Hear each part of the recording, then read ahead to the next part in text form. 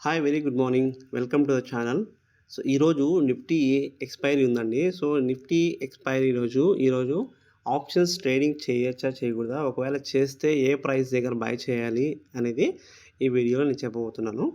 ఒకవేళ ఇప్పుడు మీరు గమనించారంటే చూడండి 24,350 ఓకే. ఈ ప్రైస్ దగ్గర మనకు రెసిస్టెన్స్ అనేది ఉందండి. సో, కాబట్టి ఇక్కడ ఇన్ కేస్ మనకు ఈ ప్రైస్ నుంచి మళ్ళా ఒకసారి టచ్ చేసి 24,350 ఆ రేంజ్ టచ్ చేసి ఒకవేళ మళ్ళా మార్కెట్ నిఫ్టీ అనేది ఫాల్ అవ్వడం జరిగితే మనకు ఒక గుడ్ డౌన్ సైడ్ మొమెంటం అనేది రాబోతుంది.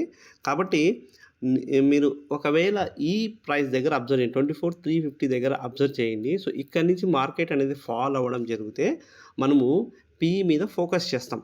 ఓకే. సో, ఏ పీఈ ఫోకస్ చేయాలి అంటే 24,300 పీఈని ఫోకస్ చేద్దాం. సో, ఆ ప్రైస్‌కి మనకు ఆ పుట్టుకి దాదాపు ఒక 50 రూపీస్ దగ్గర మనకు బై ఆపర్చునిటీ అనేది దొరికేదానికి అవకాశం ఉంటుంది. 50 రూపీస్ దగ్గర మనము ఓకే. 50 రూపీస్ దగ్గర కొంచెం అబ్జర్వ్ చేయండి. సో, అక్కడి నుంచి మళ్ళా మనకు నిఫ్టీ పుట్ అనేది పైకి పోవడం జరుగుతుంది. ఒకవేళ ఇన్ కేస్ మనం అనుకున్న ప్రకారం 50 రూపీస్ నుంచి పైకి పోవడం అనేది జరిగితే అక్కడి నుంచి మనకు 88, 122 ఆర్ 177 టార్గెట్స్‌గా మనం పెట్టుకోవచ్చండి. అంటే దాదాపు మనకు 200, 300% రిటర్న్స్ అనేది మనము జనరేట్ చేయొచ్చనమాట. ఓకే.